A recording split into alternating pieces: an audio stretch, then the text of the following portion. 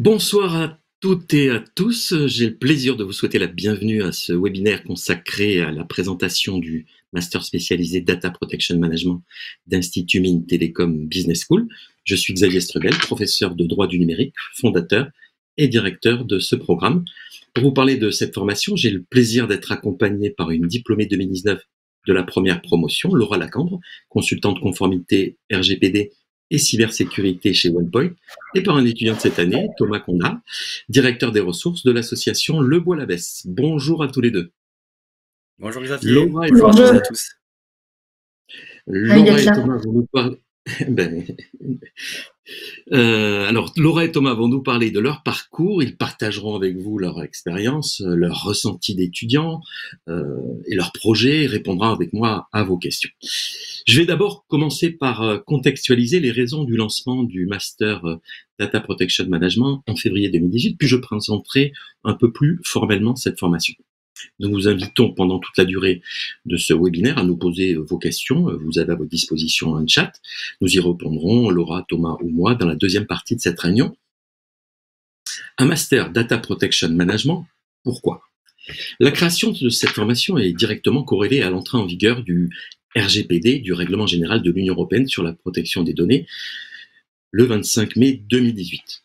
Parmi les nombreux changements que le RGPD opère, il y en a un crucial qui concerne de nombreuses organisations qui doivent désormais désigner un DPO, un délégué à la protection des données, qui sera chargé d'organiser et de mettre en œuvre la politique de conformité de son entreprise aux droits des données personnelles. Alors, je rappelle, non pas pour effrayer, mais pour informer, que la non-conformité au RGPD peut coûter de 2 à 4% de son chiffre d'affaires mondial à une entreprise.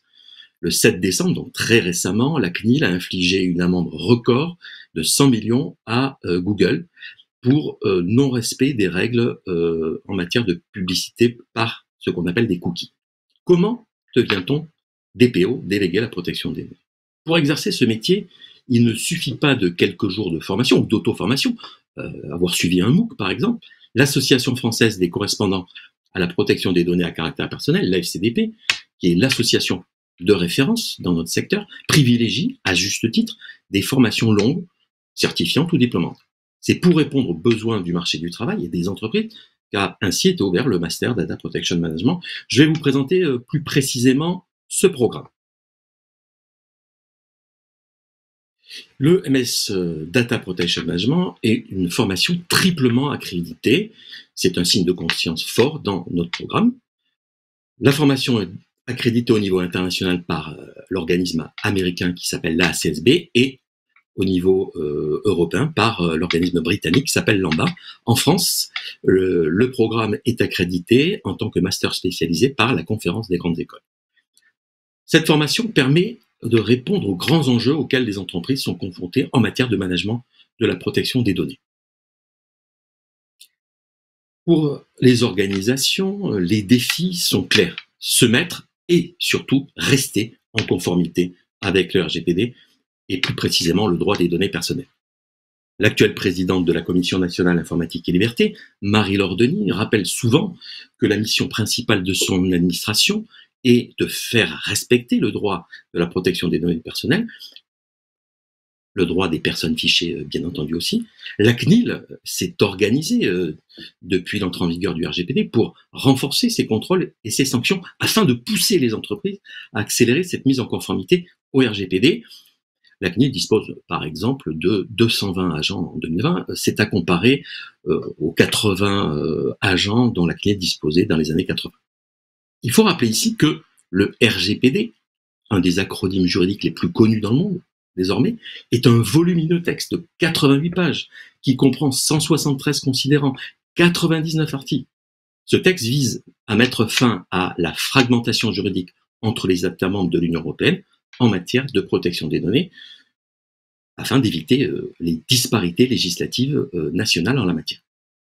Le RGPD devrait être complété prochainement par un autre règlement qu'on appelle dans notre jargon le règlement e-privacy. Le RGPD constitue un instrument de souveraineté technologique, selon la juste expression du président Emmanuel Macron. Il est aussi pour les entreprises un instrument de cybersécurité. Qu'est-ce que ça veut dire ? Ça implique pour les organisations une politique de sécurité du numérique et des systèmes d'information qui prennent en compte la protection des données personnelles dès la conception des traitements. Par exemple, le 30 octobre 2020, donc récemment, l'Information Commissioner's Office, l'ICO, c'est le régulateur britannique de la protection des données, l'équivalent de la CNIL au Royaume-Uni, a condamné pour violation du RGPD le géant américain de l'hôtellerie, le groupe Marriott, à une lourde sanction pécuniaire de plus de 18 millions d'euros en raison d'une fuite de données personnelles d'une grande ampleur consécutive à une faille avérée de son système informatique. En France, la loi informatique et liberté a été adaptée, ordonnée, pour la rendre cohérente avec le RGPD. Point important, le RGPD rend obligatoire la désignation d'un délégué à la protection des données dans de nombreuses organisations du secteur public comme du secteur privé. Quelle est la physionomie de ce métier de DPO? La fonction de DPO constitue un métier très valorisant. Vous aurez les témoignages de Thomas et de Laura dans quelques minutes, qui implique beaucoup de responsabilités. Les DPO sont des experts de la protection des données et fondamentalement des stratèges de la mise en conformité au RGPD. Les DPO salariés sont rattachés désormais au plus haut niveau de leur organisation, à la direction générale par exemple. Ce métier de DPO implique de mettre en œuvre des compétences et des compétences plurielles, celles que vous lisez sur la diapositive. Quels sont les objectifs du Master Data Protection Management? Ce programme, le MSDPM, poursuit deux objectifs. Le premier est de former des délégués à la protection des données très qualifiés dont les organisations, les entreprises en particulier, ont besoin aujourd'hui.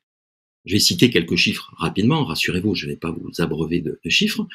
Le premier des chiffres que je cite est lié à l'année 2018. La CNIL nous indique dans sa communication qu'en 2018, il fallait désigner 80 000 DPO en France.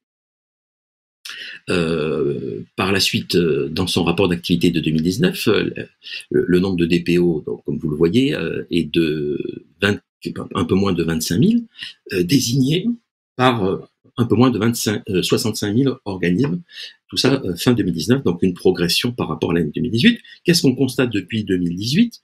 Que les DPO expérimentés, les DPO diplômés ou certifiés restent, malgré la crise sanitaire, la crise du Covid, des ressources humaines rares sur le marché du travail. Le métier de DPO est en 2020 le plus recherché en France sur LinkedIn. C'est pas moi qui le dis, c'est une étude de LinkedIn publiée fin 2019. Une nouvelle étude du ministère du Travail, publiée le 8 octobre 2020, réalisée par l'Agence nationale pour la formation professionnelle des adultes, l'AFPA, avec la collaboration de la CNIL et de l'AFCDP, confirme l'essor de ce métier. Le deuxième objectif du MSDPM est de permettre à nos étudiants d'exercer et ou d'évoluer vers d'autres postes en matière de management ou de gouvernance des données. Alors, quel métier? Citons par exemple expert consultant, Laura exerce ce métier aujourd'hui, juriste protection des données, Chief Data Officer. Je vais maintenant vous donner une vue d'ensemble de la formation. Le Master Data Protection Management est une formation sélective. Alors, cette sélection s'effectue sur dossier. Il faut fournir notamment un CV et une lettre de motivation. Toute candidature fait l'objet d'une évaluation par des jurys, un jury d'admissibilité et d'admission. Le Master Data Protection Management est une formation diplômante. Le diplôme conféré, je l'ai déjà dit, est un master spécialisé, qui se situe donc à un niveau Bac plus 6. Outre le diplôme, les étudiants se voient conférer un titre RNCP de niveau 7 en management de l'innovation. La formation du Master Data Protection Management comprend 420 heures de cours qui sont étalées sur 11 semaines, de février à février, sauf au mois d'août. Cette formation compte 75 crédits ECTS, dont 30 pour la thèse professionnelle. Le Master est organisé en 2 semestres. Les étudiants doivent valider tous les modules du programme, rédiger et soutenir une thèse professionnelle sur un sujet librement choisi par eux ou un sujet proposé. À qui s'adresse le Master Data Protection Management? Le Master est ouvert à un large public, motivé, bien entendu, par les métiers du management de la protection des données. Il s'adresse ainsi aux professionnels, Alors, sans être exhaustif, je peux citer les juristes, les ingénieurs, les responsables contre les risques, les responsables conformité. Le master est accessible à des étudiants ayant le grade de master de toute provenance disciplinaire. Nous pouvons aussi recruter, c'est permis par la conférence des grandes écoles, des étudiants de niveau bac plus 3 ou 4 dès lors qu'ils cumulent au moins 3 ans d'expérience professionnelle. Quelles sont les compétences obtenues à l'issue de la formation? Les compétences acquises après la formation sont principalement de superviser dès la conception des différents programmes de traitement de données, de mettre en œuvre des programmes de conformité légale des données, de négocier avec différentes directions d'entreprise, direction générale bien sûr, mais aussi direction fonctionnelle, de gérer des crises, notamment avec l'autorité de contrôle, la CNIL, mais pas uniquement, et de coordonner un réseau de correspondants à tous les niveaux de l'entreprise. Parlons maintenant du contenu de la formation. Le Master Data Protection Management est un programme de haut niveau, le plus complet possible, qui bénéficie de la double culture d'Institut Mines-Télécom Business School, école de management au sein de l'Institut Mines-Télécom, qui est le plus grand institut technologique de France aujourd'hui en termes de formation d'ingénieurs. Le premier semestre de la formation traite de l'environnement des métiers, du management de la protection des données. Il va de février à juillet. Il comprend des cours fondamentaux. Je ne vais pas vous les détailler, vous les voyez sur la diapositive. Le droit des données, donc données personnelles bien entendu, mais pas uniquement. Le management des organisations des données. La gestion de projet, donc un nouveau cours introduit en 2020. La sécurité du numérique et des systèmes d'information. La pratique de la négociation et de l'aménagement. L'économie, l'éthique de la vie privée, le management responsable des données. Donc, je vous invite à poser des questions si vous souhaitez des précisions sur le contenu de ces cours, questions que vous pouvez poser sur le chat. Le deuxième semestre du programme, de septembre à fin janvier, est centré sur le métier de DPO. C'est au cours de ce semestre que les étudiants du programme vont acquérir des savoirs, des savoir-faire, des savoir-être, des soft skills de cette profession de DPO. Les cours enseignés sont, vous le voyez, le management relationnel, comment on gère une relation avec NACLIN, avec les directions fonctionnelles de l'entreprise, la méthodologie du délégué à la protection des données, comment on mène une étude d'impact relative à la vie privée, comment on tient un registre des traitements, etc. On apprend aussi au cours de ce semestre les techniques contractuelles intéressantes, comment on rédige une politique de confidentialité par exemple, et puis on aborde des spécificités sectorielles dans le secteur public, du numérique ou de la finance. Je précise, car c'est important à savoir. Tous ces cours du deuxième semestre, mais aussi en partie du premier, sont enseignés par des experts praticiens chevronnés, des délégués à la protection des données, des avocats, des membres de la CNIL et des hauts fonctionnaires. Le programme du Master Data Protection Management s'inscrit dans un contexte d'économie globalisée. Il comprend ainsi la participation à une conférence internationale, la Computer Privacy and Data Protection, la CPDP. Cette conférence, dont la langue de travail est l'anglais, se déroule chaque année à Bruxelles à la fin du mois de janvier. Elle regroupe en général de 1000 à 2000 participants et elle traite d'un thème lié à l'actualité, comme vous le voyez sur la diapositive. Bien, en 2019, le sujet de la CPDP était l'intelligence artificielle. Outre le fait d'accroître, de consolider le savoir des étudiants, les étudiants, justement, peuvent nouer dans cette conférence des contacts avec des experts de la protection des données de nombreux pays venus du monde entier. Le deuxième semestre du master comprend un dispositif d'enseignement original intitulé la clinique du délégué à la protection des données. Quelles sont les finalités de cet enseignement clinique? Elles sont, d'une part, de permettre aux étudiants d'assimiler le programme du master tout en le pratiquant à partir de véritables cas posés par les organisations. De ce fait, ce sont plutôt des startups qui nous consultent. Notre objectif de cette clinique du délégué à la protection des données est de permettre aux organisations, aux entreprises notamment, parmi les plus petites, de venir consulter nos étudiants qui vont les informer sur les problématiques de mise en conformité aux droits des données personnelles afin d'avoir un éclairage sur leur situation. Une dernière chose, one more thing, comme aurait dit le regretté Steve Jobs, l'emblématique ancien patron d'Apple, donc c'est pour lui rendre hommage.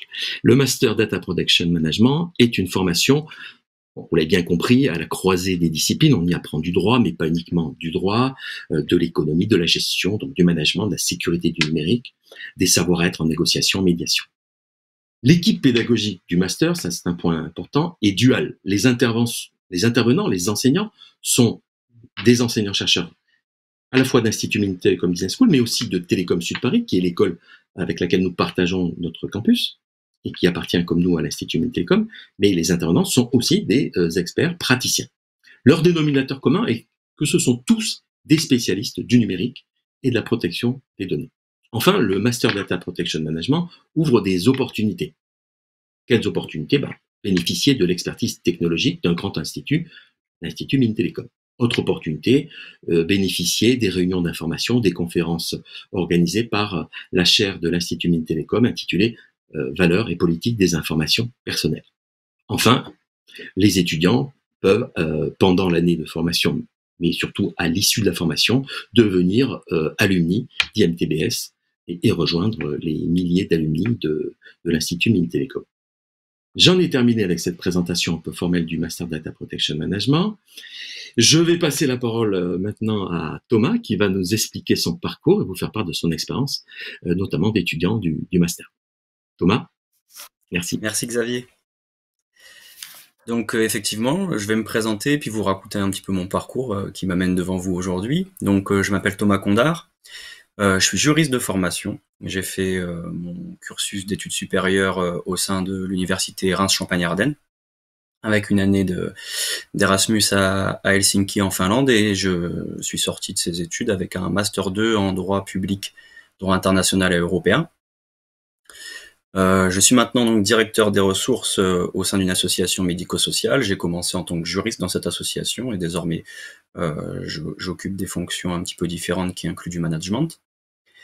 J'ai maintenant près de 10 ans d'expérience dans cette association et à un moment j'ai eu envie justement de voir un petit peu autre chose, de pouvoir me ressourcer un petit peu, d'aller chercher une formation, et il s'est avéré que c'était en même temps que l'entrée en vigueur du RGPD. Donc c'était une opportunité pour moi notamment de revenir un petit peu à mes premiers amours, le droit européen, le droit international et puis le droit public, avec le RGPD donc qui est entré en vigueur et qui s'applique sur toutes les organismes de l'Union européenne. Donc j'ai voulu aussi par mes fonctions actuelles développer un petit peu mes compétences informatiques, parce que j'interviens effectivement sur le pilotage du système d'information dans la structure qui m'emploie. Et donc voilà, j'ai voulu faire matcher un petit peu l'ensemble. J'ai cherché sur Internet une formation qui pourrait correspondre à mes attentes. J'avais déjà suivi quelques formations sur la conformité RGPD, mais des formations assez courtes, d'1 ou 2 journées, qui me satisfaisaient pas complètement. J'avais vraiment envie d'aller plus loin dans le sujet, et je voyais bien que c'était quelque chose qui était d'actualité et d'avenir, surtout d'avenir. Voilà, j'ai recherché une formation, j'ai eu une publicité, une information sur LinkedIn qui proposait ce master spécialisé en Data Protection Management à l'Institut Mines Télécom Business School. Donc j'ai creusé le contenu de la formation, j'ai vu que c'était vraiment en phase avec déjà mes attentes en tant que professionnel actuellement, et aussi à ce que je voulais faire par la suite et développer comme compétences. Donc j'ai candidaté, mon dossier a été étudié et a été retenu. Ensuite j'ai passé un entretien, effectivement comme Xavier l'évoquait, un entretien d'admission, où ça n'a fait que conforter mon envie et mon ambition d'intégrer l'Institut Mines Télécom. Et il y a vraiment un bon feeling aussi qui s'est fait avec le professeur Xavier Strebel, qui m'a donné envie, voilà, de m'investir pleinement dans cette formation. Mon premier étonnement, quand on a justement intégré la première semaine de cours, c'était la diversité des profils qu'il pouvait y avoir dans la promotion dans laquelle je suis à l'heure actuelle, et donc je termine mon cursus en février. On a des profils vraiment très différents, des personnes qui viennent de l'organisation internationale, de la coopération internationale, des ex-traders, des personnes qui sont de la cybersécurité, de la qualité, Et j'arriverai pas à être exhaustif, donc ceux que j'aurais oublié m'excuseront. Mais voilà, des juristes, effectivement aussi, hein, donc comme mon profil à moi. Et ça se ressent après dans toute la suite de la formation, parce qu'on a vraiment des regards et des parcours différents qui apportent une richesse dans nos échanges et aussi dans les questionnements qui peuvent être faits auprès des intervenants. La deuxième chose qui m'a frappé, c'est aussi la qualité des intervenants et des différents professeurs, professionnels, consultants qui peuvent, avocats aussi, hein, qui peuvent aussi intervenir dans le cadre de la formation, avec des enseignements en plus qui effectivement sont avec un panel très large et qui permettent d'envisager tout un tas de choses, hein, et qui servent même au quotidien dans le cadre de mon activité professionnelle actuelle, même si la perspective, voilà, de me spécialiser dans la protection des données reste quand même mon objectif principal. Au niveau du déroulé de la formation, donc nous on a eu la particularité d'avoir la crise sanitaire qui est venue chambouler un petit peu l'ensemble de l'année, mais Xavier Strubel a vraiment fait en sorte de maintenir un lien avec les étudiants. Nos cours ont pu tous se tenir convenablement, avec vraiment des temps d'enseignement complets. On n'a pas été laissé à nous-mêmes, et ça je tiens à le noter, parce que c'est vrai que je suis amené à encadrer des alternants qui n'ont pas eu cette chance d'avoir un enseignement qui a pu se maintenir en totalité avec des interventions à distance. Mais c'est vraiment le seul regret que je peux avoir par rapport à cette formation, c'est de ne pas avoir pu avoir les échanges informels, le contact humain qu'on peut avoir en présentiel. Parce qu'on a vu, voilà, on a quand même eu 3 semaines d'enseignement en présentiel, et c'était largement plus enrichissant, notamment par les échanges informels qu'il peut y avoir au temps de pause, ou même en créant un esprit promo qu'on a quand même réussi à constituer, mais je pense que ça aurait été un petit peu différent sans ce contexte. Mais je tiens vraiment, voilà, à noter quand même que cette formation, elle a eu lieu, elle s'est tenue quasiment normalement et dans son entièreté. Donc c'est vraiment quelque chose de très important. Et voilà, je pense avoir fait un petit peu le tour de mon intervention. Je repasse la parole à Xavier, et si vous avez des questions, n'hésitez pas. Merci beaucoup Thomas. Je précise que la formation n'est pas terminée, hein. Vous avez une semaine de cours la semaine qui arrive, est une semaine de cours malheureusement, effectivement, comme l'a dit Thomas, à distance. Alors on va passer la parole à Laura. Laura, je vous laisse témoigner. Merci. Merci. Bonjour à tous. Donc effectivement, je m'appelle Laura Lacran. Donc effectivement, vous l'avez dit, je suis juriste de formation également. Je suis consultante en conformité RGPD et également en cybersécurité, et je suis diplômée donc de la première promotion donc du master DPM. Donc j'ai pu le voir à ses débuts. J'ai été ravie de participer d'ailleurs à cette expérience. Simplement pour revenir un petit peu sur mon parcours, pourquoi j'ai décidé finalement d'intégrer cette formation, c'est parce qu'en étant juriste de formation, j'avais vu le sujet de façon plus plus théorique, puisque moi, comme étant juriste, j'avais vu la sécurisation contractuelle et j'avais pas forcément vu les autres aspects du RGPD. J'en avais été assez frustrée, moi qui aimais beaucoup l'apport sur le terrain, qui voulais justement continuer à être plus opérationnelle dans la sensibilisation, notamment dans les projets de pilotage. Je me suis demandé, voilà, comment je pouvais enrichir mon parcours. Également, en étant juriste de formation, je voulais également avoir un bagage un petit peu management aussi, avoir une pluralité donc de disciplines.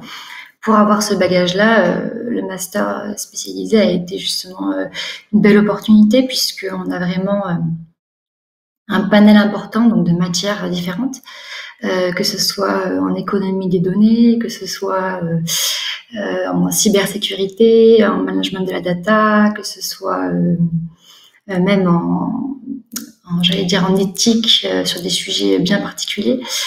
Vraiment, on apprend énormément avec des professionnels surtout. On a parlé effectivement de la qualité des interventions. On a des intervenants qui viennent justement de différents domaines, de différents secteurs. On a eu le droit d'avoir des DPO qui sont venus nous parler carrément de leur projet de mise en conformité. On a également eu des intervenants de la CNIL. On a eu des personnes de la cybersécurité aussi. On a eu vraiment une multitude d'intervenants, et que ce soit notamment sur les aspects plus théoriques. On a eu beaucoup de juristes aussi, d'avocats, si je me souviens bien. Et puis également sur la pratique, des personnes qui interviennent de façon plus opérationnelle. Et ça, c'était vraiment, je pense, le plus de cette formation qui a su allier les deux, et ça s'alimentait suffisamment bien pendant cette formation. Et en effet, moi, quand j'ai commencé donc ce master-là, le RGPD n'était toujours pas entré en vigueur, et on a appris avec. Tu parlais de bonne ambiance tout à l'heure, Thomas. Effectivement, il y a une super ambiance dans l'équipe. On est vraiment tous solidaires. On apprend tous ensemble sur le sujet, et on s'est vraiment alimenté au fur et à mesure. On s'est fait des veilles juridiques. On a partagé sur l'ensemble de nos projets de mise en conformité, et ça nous a beaucoup enrichi, tant humainement que professionnellement. Donc c'est quelque chose, oui, qui je pense qu'il faut saluer aussi dans le master DPM. On parlait de pluralité de profil. Effectivement, on avait des juristes également, on avait des chefs d'entreprise, on avait un ancien préfet aussi. Donc on avait vraiment des profils différents, et puis des personnes surtout qui avaient des expériences à partager. Et ça, je pense que c'est le plus important de cette formation. Également, cette formation, ça a été pour moi un plus quand j'ai découvert le contenu, parce que au-delà de ça, il y a vraiment un aspect apprentissage, donc par l'expérience professionnelle. On est vraiment sur un rythme, comme tu disais, d'alternance qui est intéressant aussi. Et puis, on a vraiment eu ces retours au fur et à mesure des intervenants, au fur et à mesure de notre expérience. Donc, c'était vraiment assez complet comme formation. Et on parlait de soft skills tout à l'heure aussi, c'est vraiment quelque chose qui est mis en avant. On a eu des médiateurs qui sont venus, qui sont intervenus, on a eu des négociateurs aussi, on a eu le droit à des cours très particuliers, et c'est vraiment ce qu'on retient également dans cette expérience. Donc effectivement, j'ai été assez séduite par la formation, donc dès le début, et ça s'est confirmé au fur et à mesure. Oui, également, on peut dire aujourd'hui que oui, ça m'a aidé avec le recul. Ça a aussi boosté ma carrière professionnelle, puisque maintenant, je viens de commencer dans une nouvelle société de conseil, OnePoint, qui est plutôt basée sur une nouvelle technologie, et qui va justement expérimenter des sujets avec des projets de mise en conformité, notamment sur le développement de Smart City, sur des questions de souveraineté numérique aussi, qu'on est en train de décortiquer, sur des questions aussi d'intelligence artificielle, où on peut intervenir également. Donc c'est vraiment tous ces sujets qui sont nouveaux aussi à apparaître, pour lesquels nous aussi on peut s'inscrire. Et c'est ça aussi qui est important, c'est que on a été juriste au début peut-être, mais on a pu évoluer, et on a pu voir différents aspects, et je pense que ça nous servira évidemment. Voilà ce que je pouvais dire en tout cas de cette formation, et de ce que ça m'a apporté particulièrement. Merci beaucoup Laura, merci Thomas pour vos témoignages. On va prendre maintenant quelques questions. Alors juste avant de voir les questions, il y en a une qui apparaît. J'ai oublié de préciser, mais c'était sur une des diapositives, que le master est en alternance, au rythme de 3 semaines en entreprise, 1 semaine de cours dans les locaux de l'école à Paris, ou à distance malheureusement actuellement. Première question, concrètement, c'est quoi la journée d'un DPO? C'est une bonne question. Il fallait poser la question le jour après l'entrée en vigueur du RGPD. La journée d'un DPO. Alors, je pense que on va demander peut-être, on va commencer par Laura, et puis si Thomas veut rebondir. Alors effectivement, moi je suis pas DPO, mais j'ai accompagné aussi des DPO. L'arrivée d'un DPO, c'est assez compliqué. On pourrait croire on va dire que le temps s'est arrêté en 2018, mais non, il continue bien comme il faut, et puis avec beaucoup surtout de travail, et beaucoup de diplomatie, si je peux me permettre. Effectivement, il y a beaucoup de sujets qui leur arrivent aussi sur la table, qui avant n'ont pas été traités, même si on avait un texte avant le RGPD, mais c'est pas grave. Tout commence à remonter. Il y a des sessions de sensibilisation également qui qui sont toujours en cours. Il y a toujours des sujets d'analyse juridique à faire au fur et à mesure. On a dès lors qu'il y a des projets aussi qui sont nouveaux, on va dire novateurs, il y a aussi des processus d'accompagnement dans ces projets-là tout au long on va dire, du métier de DPO. Voilà ce que je peux dire. Il y a aussi beaucoup de sollicitations de toutes parts, donc c'est pour ça qu'ils ont aussi besoin d'être accompagnés actuellement. Voilà ce que je peux dire de mes retours. La journée d'un DPO, je pense que c'est pas la journée de quelqu'un qui s'ennuie. Je confirme, je ne suis pas DPO moi-même, mais je côtoie beaucoup. Alors Thomas, vous voulez compléter peut-être? Oui, donc c'est vrai que moi ma situation est assez particulière aussi parce que je ne suis pas DPO non plus. Mais en fait je suis quand même le relais interne dans mon organisation d'une DPO externe qui a été choisie par mon organisation, notamment pour quelque chose que justement vous apprendrez en formation si vous y venez, mais les conflits d'intérêts. Qui implique de ne pas pouvoir être DPO si on exerce un certain nombre d'autres fonctions qui amènent à prendre des décisions, notamment sur des traitements de données personnelles. Mais en tout cas, je suis quand même son relais, et de ce que je vois de son activité et de l'activité qu'on mène en commun pour la mise en conformité, je rejoins complètement ce que disait Laura, c'est qu'on s'ennuie pas, il y a des sujets. Moi, la chose que je retiens quand même le plus, en tout cas de l'expérience, la courte expérience que j'ai dans ce domaine, c'est vraiment de réussir à sensibiliser les personnes, ancrer vraiment une culture de la protection des données. Moi, j'ai pu noter quand même qu'il y avait une vraie fracture entre les personnes qui sont conscientes de ce qu'on fait des données personnelles et celles qui ne le sont pas.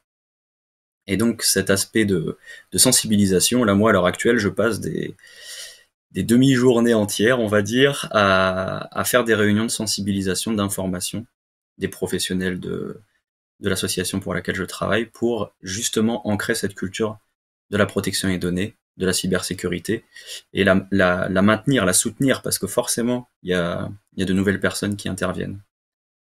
Et donc ensuite il y a... Oui, vas-y, je te laisse parler Laura, vas-y. Ah pardon, ce que je voulais simplement préciser, c'est que la journée du DPO, tout dépend où il en est déjà dans son projet de mise en conformité. Soit il arrive, il démarre, effectivement, il doit tout mettre en œuvre, et là, c'est le chantier qui va durer quelques années. Et là, il va pas s'ennuyer du tout, ça c'est sûr. Mais il y a aussi tout ce qui est... parce qu'on pense que du coup, une fois que la mise en conformité est faite, le métier de DPO s'arrête. Mais en fait, pas du tout. Le métier de DPO, c'est vraiment quelqu'un qui accompagne au fur et à mesure. C'est quelqu'un qui est présent dans l'ensemble des projets, puisque de la data, il y en a partout. Hein, c'est l'actif principal de l'entreprise. Voilà, c'est quelqu'un qui est aussi proche des différentes fonctions, que ce soit les RH, la DSI, les RSSI, que ce soit même les juristes, hein, la direction juridique aussi, la conformité. Donc voilà, c'est quelqu'un qui... C'est pour ça que je parlais de diplomatie tout à l'heure, parce que justement, il doit jongler entre différents métiers et entre différents parcours, parce qu'au tout début, c'est le parcours du combattant, c'est la mise en conformité, et ensuite, c'est l'accompagnement sur le long terme. Et là aussi, il y a toujours des sollicitations ou des besoins du métier, donc c'est important de le préciser. La sensibilisation fait partie, oui, également. Diplomatie, c'est le mot aussi. Diplomatie, c'est le mot utilisé par l'actuelle présidente de la Commission nationale informatique et liberté, qui, dès qu'elle est arrivée à la tête de la CNIL, il y a un peu plus d'un an, parlait de la diplomatie de la donnée. Ah ouais, donc voilà. Diplomatie de la donnée, c'était son terme. On va prendre, en transition, comme on dit dans le showbiz, une autre question. Quel est le volume horaire en semaine et mensuel de la formation? Alors là, je pense que c'est plutôt moi qui vais y répondre, mais Thomas et Laura pourront compléter. Quel est le volume? Est-ce qu'on peut réafficher la question si ça vous ennuie pas? Le volume horaire en semaine et mensuel. Alors le volume annuel, il est de 420 heures réparti sur 11 semaines, donc vous faites la division et vous avez à peu près le volume.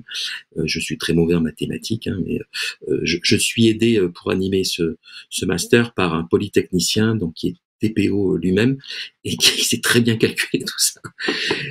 Donc ça fait à peu près des journées quand même assez chargées, hein. Les semaines, c'est du lundi au vendredi, de 9h jusqu'à 17h30. avec une pause évidemment pour le déjeuner. 11 semaines de cours, je l'ai dit. Thomas, Laura, vous voulez compléter? C'est pas trop intense comme rythme? Qu'est-ce que vous en pensez? Vas-y Thomas, si tu veux. Merci, ouais, je veux bien. Donc effectivement, ouais, c'est intense. Après, c'est un investissement. Enfin, moi, je le prends comme ça en tout cas. Hein, c'est vraiment un investissement personnel. Et il faut savoir pourquoi on y va et à quoi s'attendre. Effectivement, c'est intense, mais ça vaut le coup. C'est vraiment une formation. Voilà, oui, c'est en gros, on est à 35 heures sur la semaine de formation, et ça demande du travail personnel. Faut pas se leurrer. Hein. Moi qui ne suis pas ingénieur ni technicien à l'origine, j'ai passé des week-ends entiers à travailler sur la sécurité des systèmes d'information, ou un peu de programmation aussi qu'on a touché. Et moi, ça m'a fortement intéressé parce que ça permettait de voir un petit peu aussi, par exemple, comment fonctionnait un cookie. Donc ça, c'était vraiment très intéressant. Mais c'est clair que ça demande un investissement personnel. Mais qui vaut largement le coup de ce que je vois, et je pense que Laura peut mieux en parler de moi sur la suite du retour sur investissement. Oui, Laura, vous Oui, pouvez complètement. Alors cette formation, c'est vrai qu'elle demande du temps. Elle demande du temps et de l'investissement, ça c'est sûr. Après, tout est fait pour que ce soit fait en bonnes conditions, donc ça c'est bien. Effectivement, après, ce que je peux dire aussi, c'est qu'il y a un réel suivi. Voilà, donc le professeur Xavier Strebel s'assure que effectivement, quand on fait un mémoire, par exemple, on se prend à l'avance sur les plans. On a des suivis de la part de nos tuteurs, parce qu'on a des tuteurs attitrés. On peut effectivement discuter de nos emplois du temps qui sont difficiles parfois à concilier, et pour le coup, il est très à l'écoute, et on peut, je veux dire, combiner les deux, c'est pas indissociable. Après, c'est vrai que c'est de l'investissement. Voilà, il y a quelques jours de congé qui sont passés dans ce mémoire. Bon, c'est pas grave. En soi, c'est tellement enrichissant que on est tellement accompagné aussi qu'au final, même s'il y a une charge de travail importante, on arrive à la gérer. Elle est limitée dans le temps. De toute façon, il faut s'y prendre dès le début, il faut pas attendre la fin. Et c'est vrai comme pour toute chose. Donc, honnêtement, j'ai pas été particulièrement submergée par cette formation non plus. Je pense qu'il y a une réelle écoute sur le contenu, sur les travaux à rendre. En étant un minimum sérieux dès le départ, il n'y a pas de raison. Merci beaucoup, Laura. Merci pour vos précisions. On va prendre une autre question, s'il y en a une. Diriez-vous qu'un DPO est un cadre influenceur dans l'entreprise? On va inverser. On va commencer par Thomas, et puis on passera la parole à Laura pour répondre à cette question. Qu'est-ce que vous diriez sur ça? Alors, cadre influenceur. Je suis pas sûr de bien comprendre le terme, mais je vais quand même essayer d'apporter la réponse dans le sens que je comprends cette question. Je pense que le DPO, son rôle, c'est effectivement d'informer, de conseiller le responsable de traitement, donc en fait finalement les dirigeants d'entreprise, hein, et les collaborateurs sur la protection des données. Donc forcément, le DPO a un rôle d'influenceur dans le sens où il doit promouvoir la protection des données à caractère personnel et le droit de la protection des données à caractère personnel dans son entreprise. Mais après, il a aussi une fonction qui est une fonction indépendante, et il doit en fait garder cette indépendance. Donc il n'a pas à imposer ou à appuyer. Il appuie ses avis, il donne des avis, et puis il doit certainement rester très très droit dans ses bottes, si je puis dire, au niveau de ses avis et de l'avis lié à la conformité à la protection des données. Mais sa mission s'arrête quand même à la responsabilité du responsable de traitement, qui est seul juge de la prise de risque au final qu'il est prêt à faire au niveau de la protection des données à caractère personnel. Et là, ce n'est qu'un avis très personnel. Est-ce que Laura partage cet avis de Thomas. En fait, cette réflexion m'a fait rire, le cadre influenceur, parce que ça m'a fait penser à ce qu'un intervenant, donc Alessandro Fiorentino, nous avait dit. Le DPO, ça doit être quelqu'un de cool. Effectivement, le DPO, s'il est perçu comme un gendarme dès le début, il va pas réussir à mettre en conformité de sa structure. Et je pense qu'il disait exactement vrai quand il disait ça, c'est que je pense que quand je parlais de diplomatie, c'est exactement ça. Et en plus de ça, c'est trouver des moyens assez innovants pour faire passer des messages. Par exemple, je sais qu'il y a eu des DPO qui ont fait des jeux, par exemple, pour les sensibilisations. Je sais que certains utilisent d'autres moyens qui sont innovants, utilisent des méthodes avec des flyers, des choses comme ça. Il faut que voilà, le DPO il soit proche des employés, des collaborateurs, et il ne faut pas qu'il apparaisse comme le maître de la conformité RGPD. Lui est vraiment là pour conseiller, comme tu disais, il prend pas toute la responsabilité de cette mise en conformité, et c'est pour ça que je pense qu'il faut qu'il soit cool et qui soit souple aussi dans sa façon, dans sa vision de voir les choses. Innovant, ça peut être bien aussi. Je pense que beaucoup de DPO vont aussi sur cette démarche-là, parce que je pense que cette démarche de communication aussi est très importante. Alors, le DPO est-il un oxymore à lui-même? C'est une autre question qu'on pourrait se poser. Alors, on va prendre une question plus pratique. Y a-t-il des aspects techniques sous l'angle informatique appréhendés durant la formation en vue de parler d'égal à égal avec un DSI? Je vais me permettre peut-être de commencer, puis je laisserai Laura et Thomas compléter.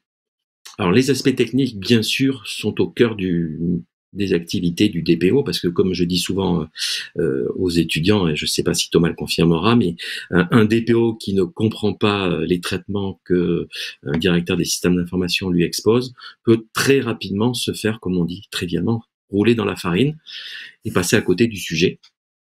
Et donc le DPO, si Thomas parlait des cookies, donc qui sont des petits fichiers très utilisés en matière de référencement de publicité sur Internet, eh bien, on peut aboutir à une sanction, si on travaille chez Google, de 100 millions d'euros de condamnation. Ouais. Thomas, vous voulez compléter, Laura? Il y a un cours, Oui, juste point fondamental, effectivement, que je voulais dire, c'est qu'il y a un gros cours dans le master de sécurité du numérique et des systèmes d'information. Je laisse Thomas et Laura en parler. Et effectivement, c'est vrai qu'on a cet enseignement et qui est assez long, mais nécessaire, parce que c'est vrai que ça permet de mettre à niveau aussi les juristes, ou en tout cas les profils non techniciens des promotions. Après, de là dire d'égal à égal, c'est vrai que c'est, comme le disait Xavier, c'est pas non plus l'objectif. L'objectif, c'est pas d'être DSI, mais c'est au moins effectivement de comprendre ce qu'il nous dit, comprendre ce qu'il nous raconte, même son jargon, et de pouvoir comprendre et y apporter des réponses, mais des réponses de DPO. Et pas de prendre la place du DSI, mais après, c'est sûr, le DSI, il faut que ce soit un allié. Tant qu'à faire, et c'est là que c'est intéressant aussi au niveau de la formation du master spécialisé de l'IMTBS, c'est que on voit, comme Laura le disait, des cours de négociation, des cours de médiation, pour réussir à dialoguer avec des parties prenantes qui ont des intérêts parfois divergents. Le marketing, par exemple, qui peut avoir des intérêts divergents avec le juridique. Donc voilà, c'est vraiment ça qui est intéressant, c'est que on apprend à être capable de parler à tous ses interlocuteurs et à comprendre ce qu'ils nous disent. Et donc Laura, si tu veux poursuivre ou compléter. Oui, pour moi, effectivement, c'est bon, quand on est juriste, en tout cas, au début, on a du mal à comprendre certains aspects techniques. Il y a des jargons, on dit on parle boulon, attention. Mais après, c'est vrai que c'est des réflexes à prendre aussi. Effectivement, le DSI doit être ton allié, là, c'est sûr, parce que sinon ça va être compliqué. Et il pourra très facilement noyer dans son vocabulaire ses finalités, tout ce qu'il a envie de faire. Donc ça, c'est vrai que c'est un point important que tu as soulevé. À part ça, oui, la formation, elle a un apport technique, donc ça, c'est bien. Ça nous a permis aussi de combler un peu le manque, je pense. Et après, c'est vrai que ça ne fera pas de nous des grands techniciens quand même, mais ça nous permet au moins de communiquer. Tout à fait, mais il me semble que vous avez un volet cybersécurité dans votre poste actuel, Laura. Oui, tout à fait. Donc oui, on continue, hein, on est obligé. Bien sûr. Alors, bonjour à tous, c'est la question suivante. Les étudiants rencontrent-ils des difficultés à trouver une alternance? Alors là aussi, je vais laisser Laura et Thomas en parler.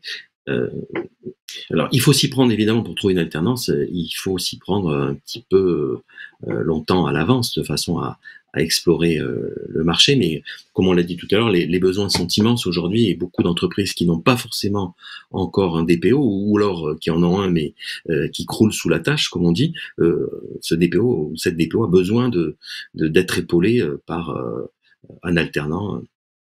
Et c'est pour ça qu'il y a quand même pas mal de postes d'alternants qui sont proposés sous différents contrats. Le Master Data Protection Management, j'ai pas précisé tout à l'heure, est éligible à l'apprentissage, hein, donc on peut avoir un statut d'apprenti désormais. Donc Thomas et Laura, vous voulez nous dire ce qu'il en est Je laisse pour peut-être la parole à Laura, vous, parce que c'est vrai que moi j'ai une Laura. situation particulière où je suis pas en C'est alternance, exact. mais oui. C'est vrai, c'est vrai. Effectivement, moi j'ai cherché une alternance, mais je vous avoue que j'ai eu aucune difficulté à la trouver. Alors déjà parce qu'on se positionnait avant 2018, donc il y avait un vrai besoin sur le marché d'avoir des experts en la matière. Moi pour le coup, j'ai pu facilement trouver, en tout cas dans le conseil, un emploi. Donc non, moi ça ne m'a pas posé forcément de difficulté. Certains effectivement ont mis quelques temps à chercher aussi dans ma promotion, mais tous on l'a trouvé assez facilement, hein. Honnêtement, c'était assez demandé. Il y avait plus de choix que dispo, donc non, pour le coup, moi j'ai eu aucun problème à trouver. Après, ça dépend de chacun. Beaucoup se font financer aussi leur formation par leur établissement actuel. Je pense que c'est ton cas, Thomas. Donc non, pour le coup, bon, il peut y avoir quelques difficultés, je suppose, mais c'est vrai que ce sujet est tellement novateur, il y a tellement plus d'offres finalement que de demandes, que je pense qu'il n'y a pas trop de difficultés à en trouver si on cherche un petit peu. Et c'est vrai aussi, Mais au niveau de la promo actuelle, juste pour faire un petit feedback justement des camarades, tous ont trouvé une alternance, parfois avec un petit peu plus de délai que certains autres qui l'avaient dès le début, mais c'est vrai. Et puis il y a eu la période Covid qui a pas forcément facilité les choses aussi pour obtenir des entretiens de recrutement. Mais tous ont eu une alternance, et voilà. C'est vrai que ce que dit Laura est vrai. Il y a des offres non-stop soit de DPO, soit d'alternants sur des postes de DPO adjoint ou de consultant en protection des données. Je tiens à souligner quelque chose qui me paraît important, c'est que il y a une solidarité dans ce master, notamment entre les anciens et les nouveaux.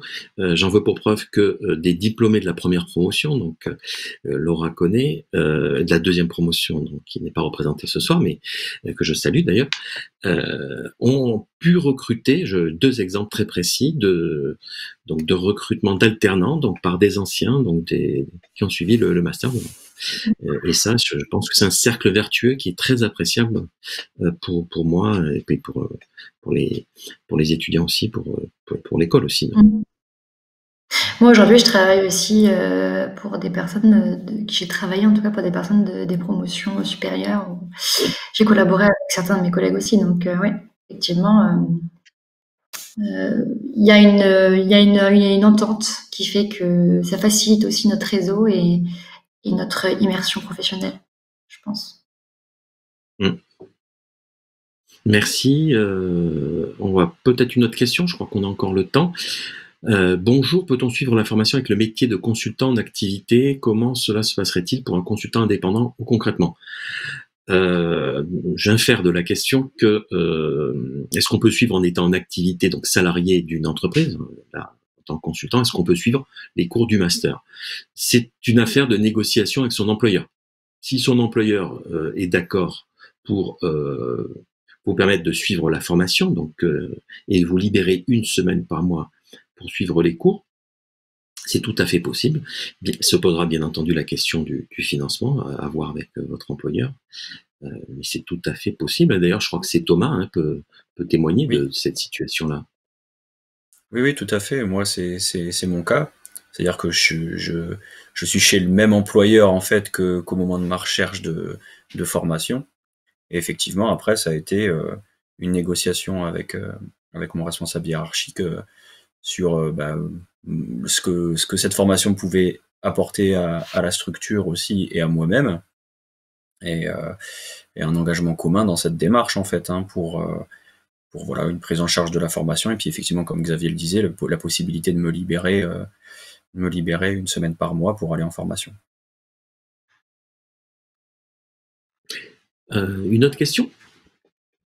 Pouvez-vous nous dire quels sont les critères de sélection pour les candidats? Alors, les critères de sélection, j'en ai un petit peu parlé lors de ma présentation. Il faut constituer un dossier de candidature, hein, alors qui comprend, outre le CV et lettre de motivation, les résultats aux examens antérieurs, notamment les résultats du master, hein, puisque comme je l'ai dit, il faut déjà disposer d'un grade de master, hein, soit master de l'université, soit un diplôme d'une école, hein, ou alors avoir une expérience professionnelle et puis avoir un diplôme bac plus 3 ou 4. Après, on passe des entretiens avec un jury d'admissibilité, et puis cette candidature est évaluée, et la décision finale revient à un jury d'admission. Une question importante. Pour la réalisation de la thèse, quel soutien avons-nous? Alors là, je vais laisser Thomas et Laura peut-être commencer, et puis je permettrai peut-être de compléter si besoin. Laura ou Thomas, le soutien pour la thèse professionnelle. Vas-y. Effectivement, vas-y Laura. Il y a une thèse professionnelle à faire. Par soutien, j'imagine qu'on parle d'accompagnement. Oui. Donc effectivement, il y a un accompagnement, notamment donc de la part du professeur Xavier Strubel sur le début, c'est-à-dire, par exemple, faire un plan, parler de ses idées, parler de son projet. Ça, c'est sûr qu'il faut qu'il soit validé déjà en amont, déjà au tout début de la formation, enfin, dans les débuts de la formation, premier trimestre. Donc ça, déjà, il y a ce premier stade-là qui nous permet de cadrer les choses. Ensuite, effectivement, il y a un tuteur qui nous accompagne. Donc je sais que moi, j'ai soumis, par exemple, à mon mémoire 2 ou 3 versions avant la version définitive, et qu'on m'a toujours orientée, qu'on m'a donné justement des nouvelles perspectives parfois sur mon sujet. Donc oui, il y a un réel suivi, en tout cas de la part des professeurs. Et après, simplement, ce que je pourrais dire, c'est que ce tutorat, on le choisit. Il y a des professeurs qui sont destinés à accompagner des profils, et puis on sélectionne le tuteur qui nous semble le plus approprié par rapport à notre sujet, et puis il nous suit, et il nous suit jusque la soutenance, et on le présente avec lui, devant lui à la soutenance, et ce qui fait qu'on est vraiment dans quand je disais un processus d'accompagnement, voilà, même de reconnaissance du travail, qui est assez important. Donc ouais, il y a un réel soutien, oui, on peut dire ça. Un soutien réel, un soutien. Donc Thomas, est-ce que vous voulez compléter? Oui, je confirme et j'abonde. C'est effectivement, hein, on choisit notre directeur de thèse professionnel, et après, de toute façon, il y a effectivement le professeur Xavier Strubel qui est en fil rouge, et qui intervient quoi qu'il arrive si on a besoin de quoi que ce soit. Moi, ce que je pouvais rajouter par rapport à ce que Laura disait, et elle était très très complète, donc je vais pas rajouter grand chose, mais c'était de dire que aussi il y a les autres professeurs.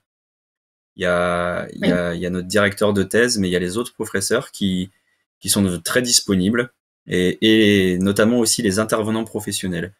Moi, je sais que le sujet de ma thèse concerne le statut de DPO, et j'ai la chance là de pouvoir avoir effectivement un réseau. On parlait pas mal de réseau sur d'autres aspects, mais il y a un vrai réseau qui se constitue, Là, par exemple, voilà, j'ai des intervenants de la CNIL que je vais pouvoir interviewer, rencontrer, discuter, échanger sur mon sujet de thèse, mais aussi voilà, des DPO, des consultants, des DPO internes, externes, mutualisés. Voilà, peu importe le statut, mais on a vraiment des personnes qui se rendent disponibles pour répondre à nos questions. Et c'est très appréciable. Merci à tous les deux. Alors, autre question, la formation est dispensée actuellement à distance, hélas, oui, mais en direct ou en différé. Comment se passe l'interaction entre les participants avec les professeurs, etc. Alors, hélas, oui, nous vivons une crise sanitaire, tout le monde le sait, hein, et les cours, Thomas l'a dit, il y a eu 3 semaines cette année en présentiel, en février, une semaine de cours, en septembre et en octobre de cette année, et le reste des semaines de cours étant organisées à distance, en direct. L'école dispose d'une plateforme incomparable, une merveille de la technologie, qui s'appelle Big Blue Button, qui quelquefois fonctionne très bien et parfois un peu moins bien, mais globalement on ne se plaint pas. On utilise d'autres plateformes. Alors on évite d'utiliser Zoom pour des raisons que Laura et Thomas connaissent bien, mais que vous allez apprendre. C'est-à-dire que Zoom en matière de cybersécurité n'est pas une plateforme optimale, et en matière de gestion des données personnelles, c'est un peu la même chose. Donc on préfère utiliser notre plateforme, même avec ses petites imperfections, parce que nous avons les données hébergées sur nos serveurs à Évry, qui est la capitale, chacun le sait, de l'Essonne, en France. Voilà. Est-ce que Thomas, vous voulez compléter, puisque c'est vous qui, malheureusement, je suis tenté de dire, vous vivez cette situation de cours à distance, hein, donc cours en direct, les interactions avec les participants, les élèves? C'est vrai que voilà, ça remplace pas le présentiel, c'est sûr, mais franchement et très honnêtement, c'est très bien, ça marche très bien. Voilà, c'est vrai que Xavier a évoqué un petit peu la plateforme, mais finalement elle marche bien. C'est souvent plutôt dépendant de notre connexion internet à nous que de la plateforme en elle-même. Mais non, les professeurs sont là en visu, en live, et on échange, on discute. S'il y a besoin de poser des questions, ils sont là pour répondre. Si on a besoin de prendre du temps un petit peu, parfois sur le temps de midi ou même après les cours pour échanger sur un sujet, ils sont là quand ils le peuvent, hein, parce que c'est vrai que voilà, on a souvent affaire à des personnes qui sont très prises aussi à titre professionnel et personnel, mais non, il y a vraiment, c'est pas, je le dis, hein, parce que j'ai pu avoir comme je le disais dans ma présentation, des alternants ou qui ont eu un peu des enseignements et des cours au rabais avec la période Covid. C'est pas le cas du master spécialisé Data Protection Management. Merci Thomas. Autre question. Bonsoir, j'ai plus de 40 ans. Est-ce que je peux quand même candidater dans cette formation? La réponse est suspense insoutenable. Oui. Mais oui, bien sûr, puisque comme on l'a dit tout à l'heure, nous avons différents participants, et Thomas le soulignait dans son intervention, donc non seulement une diversité de parcours disciplinaires, une diversité d'expériences, une diversité d'âge aussi, puisque nous avons des personnes cette année qui viennent d'être diplômées de master. Nous avons une personne qui a exercé pendant plusieurs années, Thomas en parlait, le métier de correspondante informatique et liberté au sein d'une grande entreprise française. Voilà, donc on peut postuler à tous les âges, puisque nous avions pour la première promotion un préfet à la retraite. On ne l'a pas précisé, mais c'était un préfet à la retraite. Donc voilà. Je vais taire son âge par pudeur, mais vous imaginez bien qu'à la retraite, on a plus que 40 ans. Oui, et puis ça gêne pas les interactions entre les participants, hein. C'est vrai que c'était pas les jeunes entre eux et les personnes plus âgées entre elles. Vraiment un mixte. Voilà, merci. On va devoir conclure ce webinaire, hein. Donc je remercie chaleureusement Laura et Thomas d'y avoir participé. Donc je remercie, on vous voit pas, mais on vous remercie d'y avoir participé. J'espère que nous avons, Laura, Thomas et moi, répondu à vos questions. Si certaines interrogations sont restées sans réponse, ou que vous avez d'autres questionnements, n'hésitez pas à vous rapprocher de l'équipe d'admission, Elisabeth et Vincent, vous voyez sur la diapositive. Et encore un grand merci à vous et peut-être à bientôt au sein du Master Data Protection Management. Au revoir.